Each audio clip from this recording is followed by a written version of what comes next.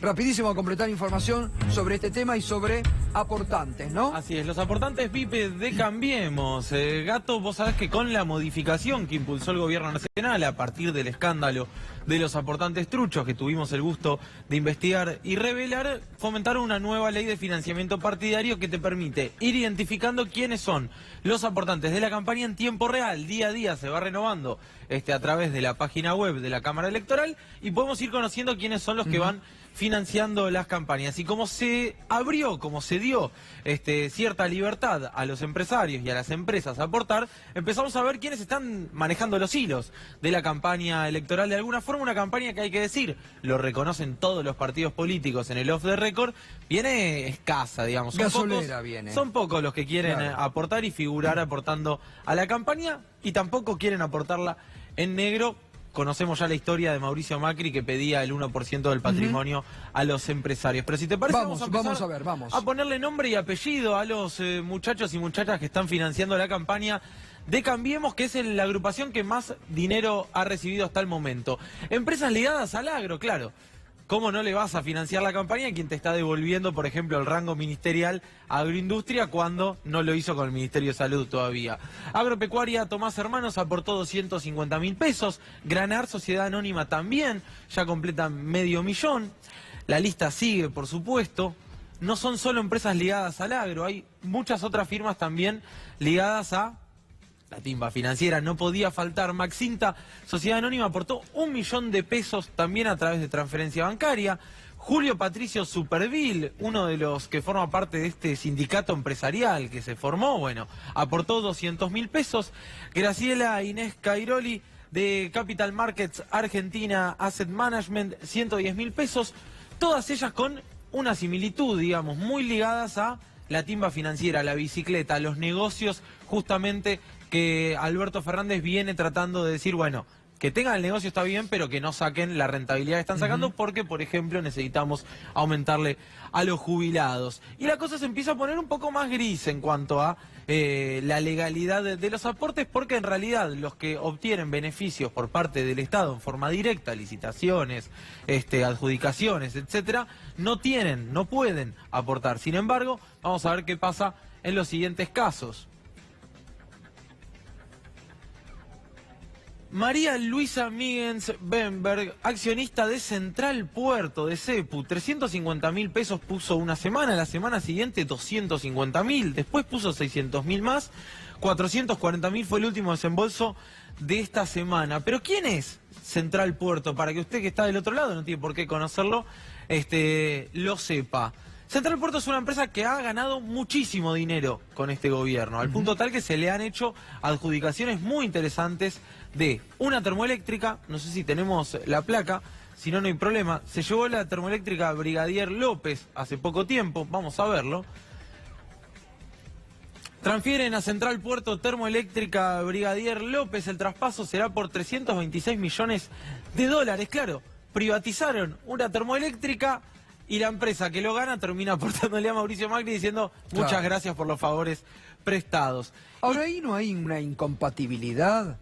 No había una incompatibilidad, no había un conflicto de intereses. Si vos ganás una licitación de un gobierno, después le vas a estar dando a ese gobierno plata para la campaña, porque podés decir, bueno, como me la diste, toma, te doy plata para la campaña, o al revés. Bueno, sí, Gustavo, claro. Para eso modificaron la ley este año, para permitir que las empresas puedan financiar las campañas. Fue una apuesta muy fuerte. Está bien, las empresas, está bien. A ver, las empresas pueden hacerlo, pero si empresas que son licitatorias, que son concesionarias, o que están, el Estado les da una concesión y después le aportan a la... Es una devolución, es una vergüenza.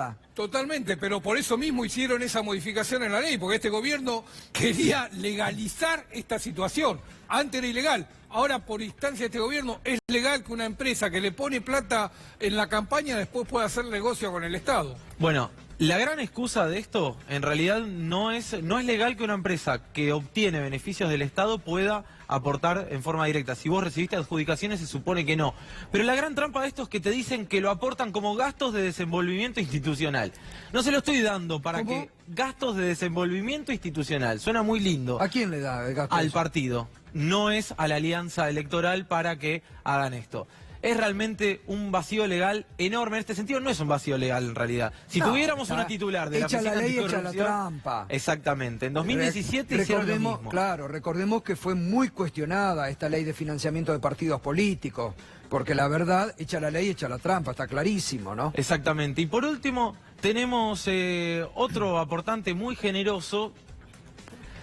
Ah, bueno, sí, primero tenemos el tema de las mineras. Daniel Van Lierd, 1.600.000 pesos, también lo mismo, una empresa minera que se ha beneficiado con la quita de retenciones claramente con este gobierno. Y la última, a mi gusto, la más llamativa, la más particular, que me acercaban algunos trabajadores de Cresta Roja, tiene que ver con Joaquín de Gracia, CEO de Granja Tres Arroyos, que se hizo cargo de la firma hace poco, donó medio millón de pesos casi. Todavía no reincorporaron ni les pagaron las indemnizaciones a los trabajadores de Cresta Roja. Sin embargo, el dueño de Cresta Roja le aporta al gobierno de turno, que también hizo mucha campaña en Cresta Roja. Cuando vio que la cosa no se recuperaba, que los trabajadores no volvían, que no era un ejemplo como ellos vendían de la reactivación económica, porque no existió tal cosa, dejaron, nadie visitó nunca más Cresta Roja, los trabajadores todavía están esperando. Mientras tanto, su dueño aporta a la campaña, más de 8 millones ya juntó Cambiemos a través de los empresarios amigos Gato. Gracias, Juan. Por Vamos favor. a seguir, ¿no? Vamos a seguir día a día cuando se vaya actualizando. Se cumplió hoy un año de la muerte por ineficiencia del Estado, por ausencia del Estado, en la explosión de gas en la escuela de Moreno, donde, siempre hay que recordarlo, una docente, en este caso vicedirectora, un ayudante auxiliar docente, que llegaban más temprano para prepararle el desayuno a sus alumnos, la noble función de los maestros, que no solamente enseñan, sino que en esta Argentina dan de comer. Para muchos chicos el único plato o el único mate cocido o leche del día. Y hace un año atrás, como todas las mañanas, con ese amor docente, llegaron a la escuela, quisieron prender y explotó todo.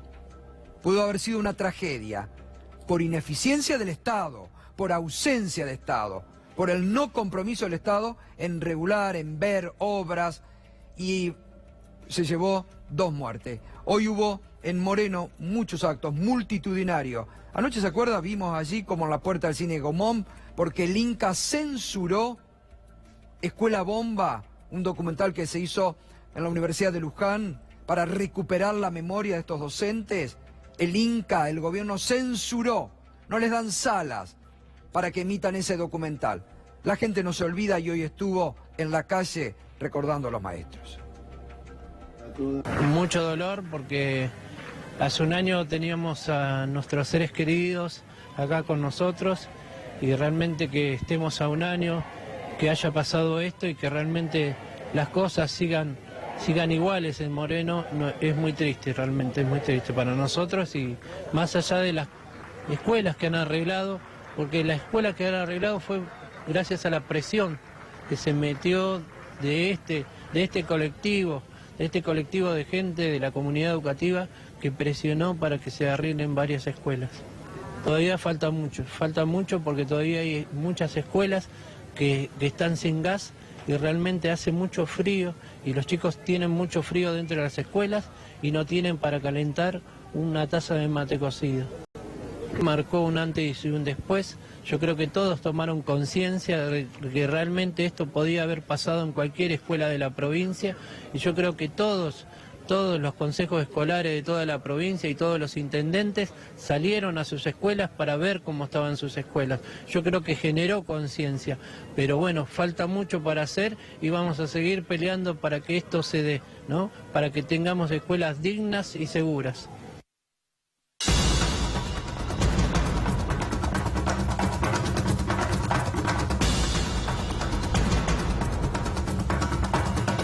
Bueno, ayer estuvimos hablando y Juana Morín, Fernando también, dando detalles de Vino Caliente, ¿no? Este sindicalista que se ríe Víctor de Genaro, ahora vamos a estar hablando con Víctor de Genaro, ¿no? Un gremialista realmente importante sobre quien con mucha austeridad ha hecho siempre su carrera sindical y nunca han podido descargar sobre él nada, pero porque este era un caso muy interesante, el de este sindicalista. Lo usó el gobierno en contra del famoso Caballo Suárez, y el gobierno, Guillermo Dietrich, lo presentaba como el ejemplo a seguir a este sindicalista. ¿Por qué? Porque era el sindicalista bajo costos, el que había que aplaudir y acompañar. Incluso lo puso incluso en un discurso. Tenemos el discurso, Charlie, para recordar. Vamos a ver, vamos a recordar cómo Guillermo Dietrich saludaba a Vino Caliente. Aprovechando este día tan importante, Carmen, te quiero agradecer porque no tengo duda que en este nuevo camino que estamos recorriendo nos va a encontrar juntos. El esfuerzo que has hecho, Carmen, para que podamos ser más competitivos con el mundo, porque vamos a estar más barcos, más estiva, más reclutadores, más prácticos, y porque tenemos que demostrarle al mundo que sí se puede. Bueno, ahí estaba, cómo Guillermo Dietrich lo ponía de ejemplo a este sindicalista, Juan, que recordemos está acusado hoy, que le encontraron, miles de dólares, euros, una mansión impresionante, esta mansión, ¿no? Y está acusado de asociación ilícita, de extorsión, de lavado de dinero, por supuesto. Hermes Juárez afronta al menos 4 acusaciones, estuvo ya cara a cara con el juez, se le encontró muchísimo dinero en efectivo también. Por ahora no se conoce, no trascendió su declaración, pero la realidad es que está bastante complicado en esto. Volvemos a insistir con lo mismo, difícil que el gobierno no supiera de esto, de todo este incremento patrimonial de Hermes Juárez, pero claro, le convenía a Gato. Vamos a Santa Fe, estamos en comunicación con nuestro colega Carlos Del Frade, que además es diputado provincial, conoce muchísimo, hace 30 años que lo conoce a Hermes Juárez. ¿Cómo estás, Carlos? Buenas noches. Hola, Gustavo, un gustazo hablar con vos y con toda la gente allí en el piso, y especialmente un saludo para el querido y admirado Víctor de Genaro. Bueno, aquí te está escuchando, Bueno, Carlos, contamos de este sindicalista que Guillermo Dietrich ponía de ejemplo. ¿Por qué lo ponía de ejemplo el gobierno? Porque ese discurso que vos pusiste era una especie de pacto de impunidad que le aseguraba al macrismo, porque todo este enriquecimiento particular de Juárez formaba parte también del entramado de la geografía por donde pasa el mayor flujo de dinero de la Argentina, que son las exportadoras que están entre San Lorenzo y Puerto San Martín, muy cerquita de la ciudad de Rosario, a nada más que 26 kilómetros al norte, y por donde pasa el 70% de la exportación, con sueldos, salarios y muchísimo dinero que entra de forma legal e ilegal.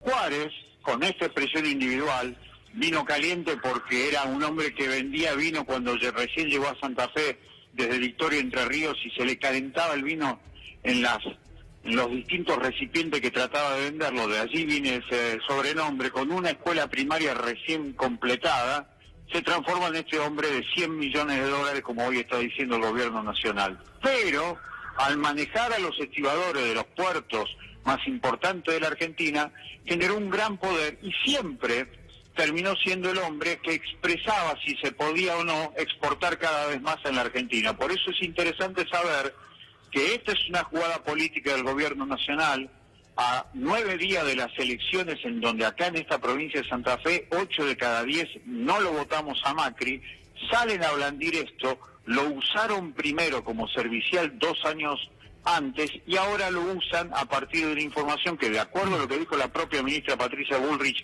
hoy a la tarde, fue Dietrich el que más aportó información.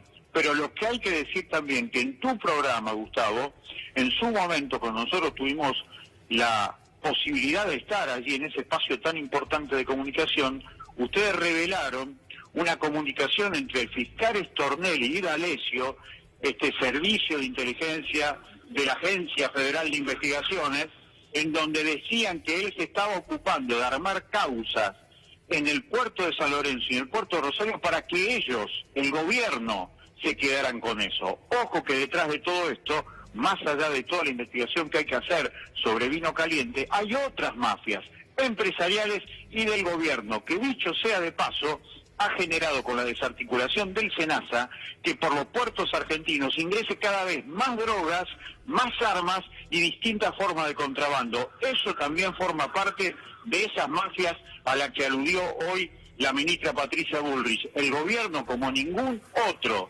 en la historia política democrática en la Argentina, ha alimentado estas mafias. Juárez es una anécdota brutal, pero es un hecho individual en medio del gran negocio, del mayor flujo de dinero que pasa por la Argentina, que son estas exportadoras, Gustavo. Claro, ahora, Carlos, yo siempre recuerdo que Elisa Carriola, gran denunciadora, gran socia política de este gobierno, siempre ha dicho que por el río Paraná baja la droga a la Argentina, pero resulta que su gobierno es el que está, la prefectura de Bullrich, son los que tienen que controlar. ¿No hay una contradicción ahí entre lo que denuncia Carrió y lo que después ocurre? Lo que pasa es que Carrió se hace eco de lo que viene diciendo la DEA desde 1998, que por los puertos privados de San Lorenzo y Puerto de San Martín entra la mayor cantidad de cocaína en la Argentina. Hoy está la DEA también ubicándose en San Lorenzo y Puerto, trabajando para el gobierno de Macri, porque el gobierno de Macri es algo más que la expresión de las patronales argentinas, es la expresión del proyecto de dominación de Estados Unidos, sin lugar a dudas. Por eso la DEA está alimentando este tipo de causa. La gran contradicción es que el gobierno que dice luchar contra el narcotráfico ha posibilitado como ningún otro el crecimiento sideral del narcotráfico. Y la mafia que le adjudican hoy a Hermes Juárez tiene por lo menos 20 años. Antes le fue servicial, hoy ya no lo es. Roma no paga traidores y hoy lo utilizan como cuestión electoral de cara al 11 de agosto, pero fundamentalmente al 27 de octubre. Bien, vos me contabas hoy que incluso la captura ayer de Vino Caliente es prácticamente el final de esta serie que ha puesto Canal 13 al aire del Tigre Verón, ¿no? Es el final, es efectivamente el capítulo final del Tigre Verón, en vivo y en directo en el sur de la provincia de Santa Fe. Un personaje que, insisto, su propia biografía es para una serie de Netflix, pero fue el anticipo de esto, porque esto le cierra como anillo al dedo al gobierno nacional. Igualmente mañana va a estar la otra cara de lo que representa Juárez, porque mañana va a haber una gran movilización de trabajadores, estibadores de la Cooperativa de Trabajo Portuario, justamente en San Lorenzo, allí donde empezó el gran sueño de la patria grande con aquel combate de San Martín. Lo cierto es que eso mañana va a mostrar la otra cara de Hermes Juárez. Pero insisto, detrás de esto también está el manejo de exportadoras que le cobran una vieja factura a Juárez, porque efectivamente en su momento, antes de este compromiso con Dietrich, en el cual Juárez yo me imaginé que debe haber pactado como impunidad, que no le iban a tocar, que no le iban a investigar, antes de esto la historia es que Juárez cobraba en dólares lo que después distribuía a su manera con los estibadores, y las empresas exportadoras, fundamentalmente el grupo Vicentín, se la tenía jurada a Juárez. Y por eso esto también forma parte de una maniobra de los grupos que están excelentemente representados por el gobierno de Macri, como son estas exportadoras que tienen sus intereses mucho más afuera del país que adentro. Claro. Bueno, Carlos, un gustazo. Muchas gracias por esta importantísima información que nos das. Un abrazo grande, ¿eh? Un privilegio y un abrazo muy grande, gracias a ustedes. Chau. Carlos Delfrade es periodista y diputado provincial en la provincia de Santa Fe. Víctor, buenas noches, ¿cómo estás? Buenas noches, ¿cómo te va? Perdón. No, te iba a decir, esos dólares y esos pesos que tenían en su casa vinieron de los empresarios, no venían de los trabajadores. Y no, obvio. Venían de los empresarios, eran los empresarios los que le ponían la plata. Es lo que decía Carlos a Delfrade, Hermes. obviamente, claro. ¿Cómo estás, Víctor? Muy bien. Volviendo al ruido político. Sí, la verdad que Precandidato a intendente en Lanús. Así El es. Frente de Todos. Sabés que hace unos cuantos meses conformamos un Frente Popular Lanusense, un montón de organizaciones, distintos sectores, y hemos sido uno de los 12 firmantes del Frente de Todos. Y en ese marco, en Lanús, se da una circunstancia muy especial donde podemos llevar adelante todo nuestro sentimiento, pensamiento, que es tener al cajero de Macri para enfrentarlo en forma directa, que es Néstor Grindetti, que es la antítesis de lo que nosotros queremos, decimos, y la cultura lanusense tiene. Vos sabés que Lanús no tiene ningún country. Lanús es una cultura del trabajo. él es la especulación financiera, a tal punto que en ese Lanús, donde generamos tantas historias de trabajadores, hoy el desempleo es lo más fuerte y la pobreza ha aumentado a un nivel tal donde hay 85.000 pibes viviendo bajo la línea de pobreza. Claro. Ahora volvemos sobre ese tema, Víctor, toda tu preocupación, porque además se da realmente llamativo que los dos precandidatos vienen del sector gremial, Edgardo de Petri y vos, que van a compartir la idea. Pero digo, estabas viendo esto de Carlos Delfrade, lo que contaba. El gobierno de Macri ha querido estigmatizar a los sindicalistas en la Argentina, ¿no? Los ha tratado siempre de poner como los corruptos, los chorros, los malos de la película, ¿no? Bueno, vos sabés que yo creo que hay sindicalistas y sindicalistas. Obvio. Estos son empresarios, es una pelea de empresarios, claro, como acá se decía. Pero que pactaron con el gobierno en su momento, como decía Claro, Carlos, ¿no? y por eso eran empresarios, se visten como empresarios, piensan como empresarios, pero son empresarios. Es una clase de dirigentes sindicales que nosotros no tenemos nada que ver, obviamente, y creemos que existe un pacto de impunidad para muchos dirigentes, hasta que los intereses de disputas empresariales aparecen arriba de la mesa y entonces empiezan a cobrar estas cosas porque hay un negocio atrás. Yo no tengo ninguna duda, y como bien lo explicaba Carlos, ahí la entrada y salida de los puertos más importantes de la riqueza argentina por Santa Fe, evidentemente es lo que está determinando esto, que hoy sirven y mañana no. Pero lo que uno no puede confundirse es que el sindicalismo argentino sí está a distintos sectores, tiene distintas expresiones, pero que tiene una gran cantidad de militantes que hemos crecido al calor de una lucha por la democracia, que hemos crecido al calor de la lucha contra el hambre, por el trabajo. Y como vos decís, Edgardo de Petri, que es un compañero que también viene del sector gremial. Hay otras dos listas, está el compañero Valladares y la compañera Delana, y conmigo conformamos 4 expresiones políticas hoy en Lanús que vamos a tener la posibilidad, hemos luchado bastante para que haya pasos, porque le estamos devolviendo a la ciudadanía el poder de decidir quién de nosotros está en mejores condiciones para ganarle a Grindetti.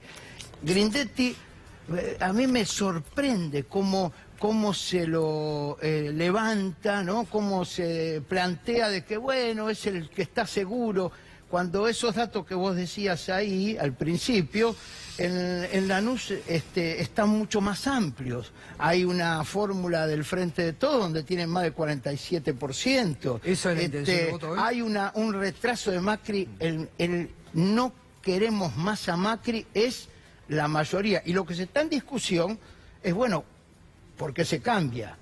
¿Cómo es el gobierno que viene? Nosotros somos un gobierno honesto, democrático y eficaz.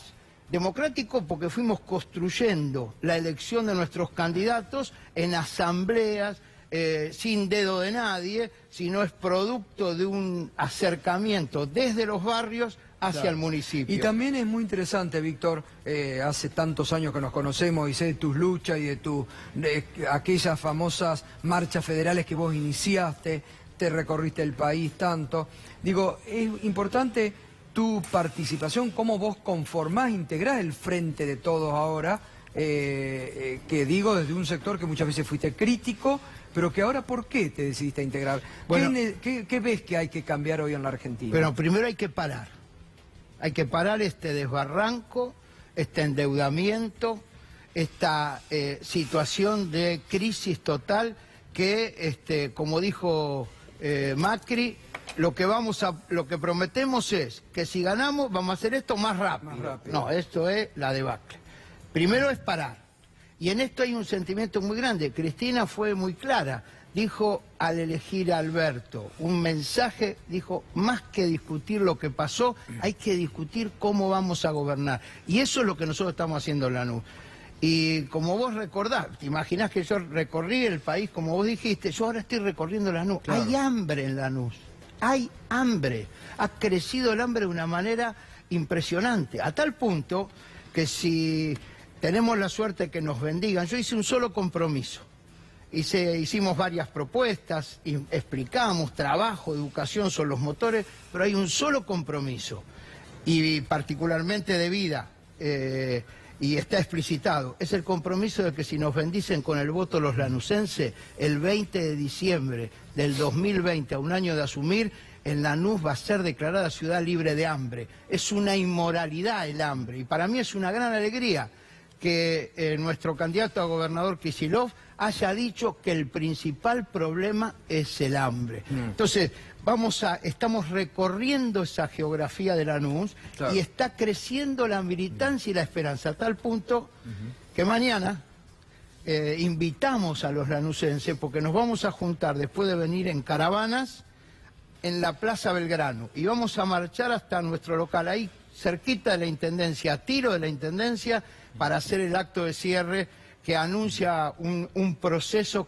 que creo que ya no es una sorpresa que nosotros estemos, como empezamos el año pasado, sino hoy es una realidad, y que nos animamos a decir que vamos a ganarle a Grindetti y que todos juntos vamos a gobernar una nueva realidad en Lanús. Está también esta noche con nosotros Cecilia Comerio, senadora provincial, precandidata a intendenta en San Nicolás, que es otra zona realmente de la provincia de Buenos Aires que la está pasando mal, ¿no? Sí, así es. Buenas noches. Buenas noches.